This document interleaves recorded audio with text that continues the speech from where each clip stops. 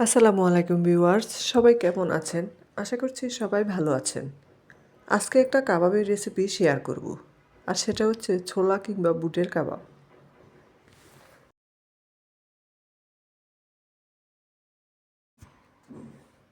এর জন্য আমি এখানে ছোলাটাকে খুব ভালোভাবে সিদ্ধ করে নিয়েছি। আর এখন এটাকে আমি ব্লেন্ড করে নেব। কোনো পানি দেয়া যাবে না। এটাকে আমি পানি ছাড়াই ব্লেন্ড করে নেব।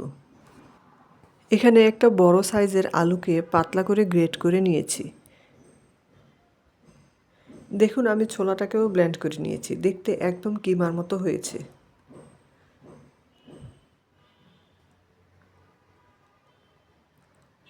এখন দিচ্ছি 3টা কাঁচামরিচ কুচি, 2টো পেঁয়াজ কুচি, সামান্য পেঁয়াজ কলি কুচি, 2 টেবিল চামচ আদা ও রসুন বাটা, স্বাদ মতো দিচ্ছি লবণ, 1 চা চামচ লাল মরিচের গুঁড়া, হাফ চা চামচ হলুদের গুঁড়া ও হাফ চা চামচ ধনিয়ার গুঁড়া, হাফ চা চামচ দিচ্ছি গরম মশলার গুঁড়া। বাইন্ডিংসের জন্য হাফ কাপ দিচ্ছি ব্রেড ক্রাম। এখানে অবশ্যই ব্রেড ক্রামটা ইউজ করবেন। একটা ডিম দিয়ে দিলাম। এবার সব কিছু একসাথে খুব ভালোভাবে মেখে নেব। মাখা হয়ে গিয়েছে। এখন এটাকে আমি কাবাবের শেপ দিয়ে দিব। আপনারা আপনাদের পছন্দ অনুযায়ী যে কোনো শেপ দিতে পারেন। এবার কাবাবটাকে ভাজতে চলে আসলাম।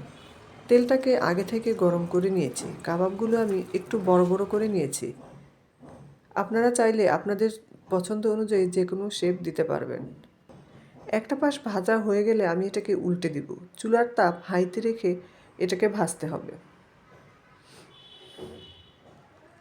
দেখতেই পাচ্ছেন একটা পাশ ভাজা হয়ে গিয়েছে। মাশাআল্লাহ, কালারটাও কিন্তু খুব সুন্দর এসেছে। উল্টে পাল্টে 8 মিনিট সময় নিয়ে এই কাবাবটাকে আমি ভেজে নিয়েছি। এখন এটাকে আমি নামিয়ে ফেলব।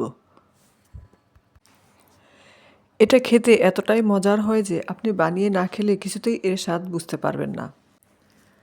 আশা করছি রেসিপিটা আপনাদের কাছে ভালো লেগেছে। ভালো লাগলে লাইক, কমেন্ট ও চ্যানেলটিকে সাবস্ক্রাইব করবেন। সবাই ভালো থাকবেন, সুস্থ থাকবেন। আল্লাহ হাফেজ।